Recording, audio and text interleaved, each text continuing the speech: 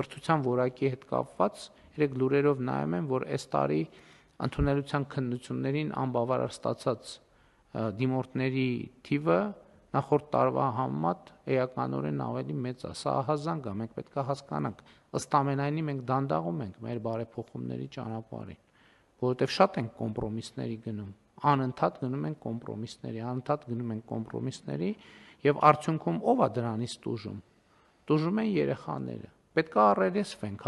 ասենք ատեստավորման գործընթացը, լավ 1, 2, 3, 4, 5, 6, 7, ասենք ինչքան կարելի է, չի հաղթահարում մարդը, պետք է վերջ ասենք, վերջ, էլ պետք է չաշխատի դպրոցում, որովհետև այդ իր աշակերտն է, որ գնում է չի կարողանում ընդունելության քննությունը գոնե բավարար ստանա, չենք ասում է գերազանց ստանա, գոնե բավարար ստանա։ Սրանք խնդիրներ են, էլի եմ ասում, շատ են կոմպրոմիսի գնում, անընդհատ հենց ինչ որ բաներ անում։ Որոշումները կայացված են, պետք է շատ հստակ, հատու, վճռական ձևով պետք է իրականացնել։